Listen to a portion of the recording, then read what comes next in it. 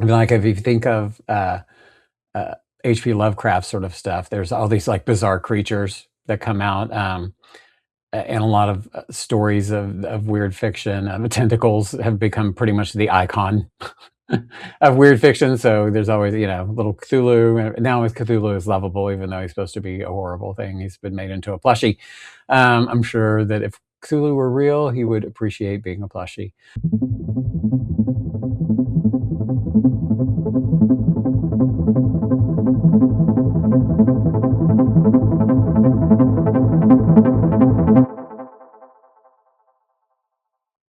Hi, welcome back to Words of the Weird. I'm JT O'Neill, your host. Today, I'm just going to talk about what is weird fiction and give you a little preview of some of the books I'm thinking about doing some discussions on and seeing how they apply to weird fiction. All right, let's get started. All right, so I have kind of a weird variety of things, weird, which is good, weird variety. Um, some of these books I've been wanting to read for a while. Some have been on my shelf for a while because obviously, like most of us who love books, we collect more than we can read. And then we have a pile that we want to read, our TBRs, and then you go to the bookstore and there's more books to buy to add to the TBR. So the TBR grows and, you can only read so much um, at a time. So I've got plenty. This one, actually, this one I just picked up, but I've been wanting to read this. And is this weird fiction? Let's see. So, what is weird fiction? Let's talk about that real quick.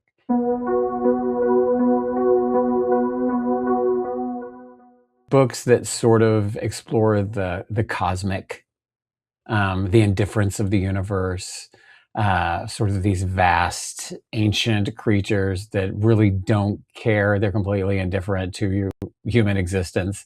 Um, but then there's also like these tropes of mutation and change, and this change that's brought about by sort of the forbidden knowledge, gaining forbidden knowledge. How does that affect you? What does that do to you? Does it dissolve the self? The loss of personhood, who you are changing fundamentally in some way.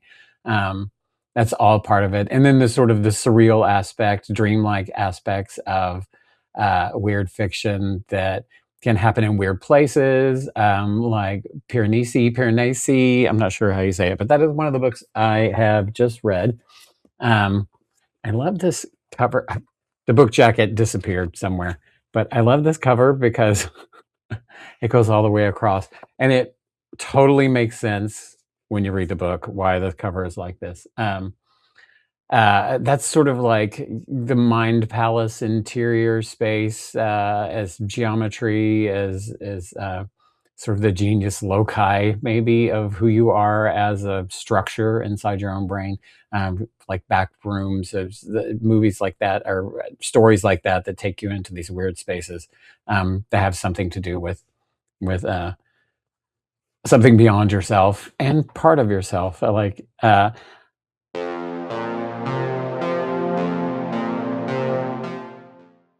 mean, like, if you think of uh, H.P. Lovecraft sort of stuff, there's all these like bizarre creatures that come out, and a lot of stories of weird fiction. Tentacles have become pretty much the icon of weird fiction. So there's always, little Cthulhu. And now Cthulhu is lovable, even though he's supposed to be a horrible thing. He's been made into a plushie.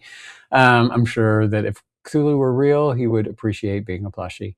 Uh, but also, I think that the sort of the idea of expanded consciousness, altered states of consciousness, is a big part of it too.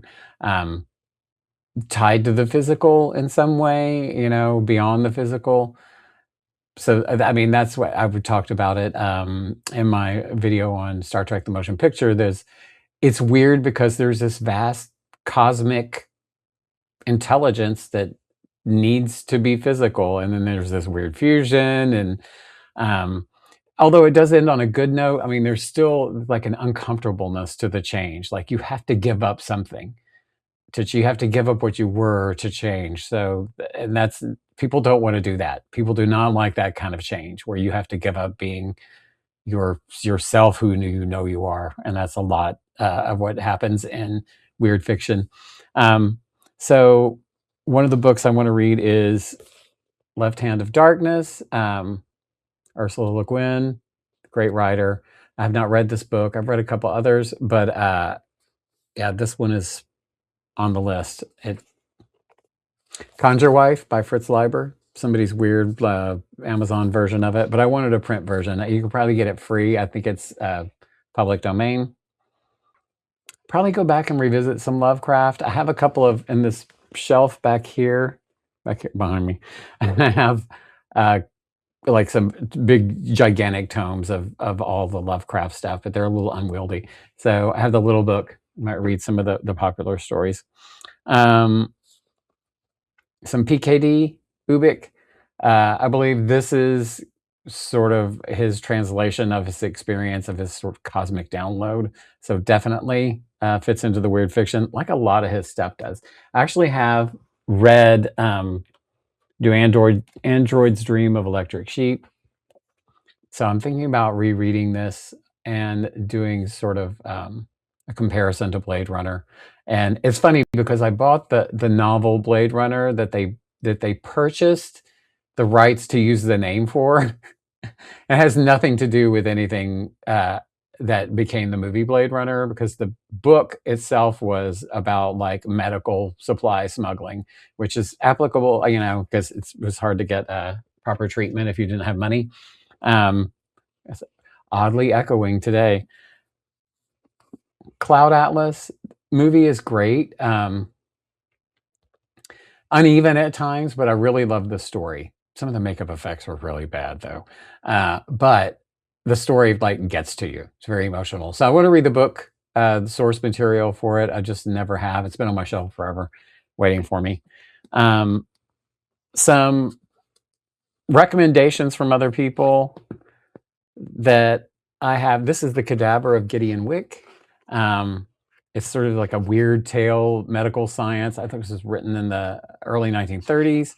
A good friend of mine from the 90s loved this book so much he was buying up all the original copies and drove the price up on eBay like a ridiculous amount because he was the only one buying them, and he was driving his own prices up. By Alexander Lang, though. It's funny because it says by a medical student, but edited by Alexander Lang, but he wrote it. So it's just a strange tale of weird medical body horror mixed with psychological terror and the abyss, and so that'll be interesting. And then this book was recommended on the channel Liminal Spaces, which I love. Has really kind of got me into reading a lot of pulps, which I've found a few that I'm going to add to this channel. So this was highly recommended. It sounds very cosmic at the end, so I'm going to check this out. I found this one, Frederick Pohl, Voices of Heaven. Sounds kind of interesting. So maybe fits the bill or not. I'm not sure. I have a few that I've already read that I'm going to do, but I'll save those for when they actually come out. So the rest of these are just maybes. Here's one I'm reading right now that is upcoming soon, possibly. So I'm about halfway through it, so we'll see how it goes. All the Colors of Darkness. It's sort of it says weird tale right on the front. Weird adventure, well told. It's okay so far. It's like halfway through. It's sort of interesting. He just got to the alien part. So 5 hideous things. That's how they describe the aliens. So. Another pulp, Strange Gods. So this is actually an anthology, and it's sort of about the cosmic. And I think it'll fit the weird fiction quite well. Mind Blocked Man. Don't know about that. So here's one that is very there's a lot of cosmic going on with weird fiction, but there doesn't necessarily have to be, I think. So like if you think about David Cronenberg films, they are not cosmic in any way. I mean, he himself says that he we are our physical bodies. When they die, we don't go on after that. That's David Cronenberg has stated that belief, and his movies really reflect that. So you can't if you can't have spiritual transcendence, there's some other kind of transcendence that he's exploring in those movies, and it's always this like this physical um, change, this transmutation into something else, becoming something else, evolving into something else.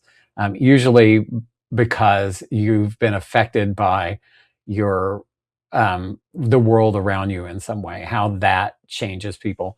Um, so Crimes of the Future was his latest well, not his last movie, but a recent film. Um, but it has to deal with that, like how your environment changes you, and people are eating plastic things through the whole movie. So, and that has something to do with it, but that starts at the very beginning. So he's like, and then I found this little pulp novel, Mutant 59, The Plastic Eaters. I was like, I wonder if he's read this or no, it exists. I mean, I think there's always convergence. Like you don't have to have read a story about plastic eaters to write it yourself, because plastic is a problem in the environment. How we invent microbes that eat oil and stuff like that. So why maybe people evolve to eat plastic. So I don't know that's necessarily what this is about. I think it's about a microbe or something that eats plastic, but it's an older novel, so it would have been prescient, even though it kind of came out with something. And then another movie tie-in, which is interesting because a lot of these science fiction weird books are perfect for movies, but I think this was written after the movie. And the movie itself, I love, came out when I was a little kid, but it is not really well written. Like every other line is a cliche, it's the black hole. But, it has a big old southern round robot who's lovable, so you can't help that. But at the end, when they go through the black hole, the cosmic stuff happens. Like you're what? Okay, this movie has changed totally. I don't know what's going on. So hopefully, the end will explain a little bit more about that, and we'll look into the cosmic. I'll see if the novel is as badly written as the movie was. Don't know. Sorry to anybody who worked on that movie. I loved it, but it was not good. I mean, fun to watch, but don't expect a lot. And this Metropolis. It is hard to sit through a really long silent movie in our day and age, but it is beautiful to look at the whole time. And if you get a good score with it, then it's pretty fantastic. And I think there's like a Vangelis score for it somewhere. That's pretty amazing. But I want to read the book. So there'll be definitely comparison. And this, I think, is more about like the idea of identity. And then, of course, the machines taking over. So there's always that. There's Man of Many Minds. So there's a guy with mental powers. We have the mental side of it. And then I have this little thing, this Weird Frequencies book. It's an anthology short stories by a lot of people who have like pulp novel, booktube sort of channels, and that have really sort of inspired me. I've been watching a lot of those lately. They're a lot of fun. So hopefully this will be entertaining. I'm looking forward to reading this. And then one that's kind of an outlier is a graphic novel, Kabuki, by David Mack. And it's beautiful the way it's put together. I'll just do a quick flip through. But the story is about identity and sort of putting yourself together again after bad things happen, and creativity and creating something new, creating new worlds, being an artist. So, I mean, as one who is working on something with a lot of like imagery as well that tells part of the story, I've had this for a while and I've just hadn't gotten around to it. So I have like quite a few graphic novels. I got rid of a bunch of old crap, but I kept like some of the good ones, like especially the trade paperback versions. And then like all I kept was like the complete run of Doctor Strange. Those are all the comic books I have. Like I got rid of so much stuff um, that I've been carrying around for decades.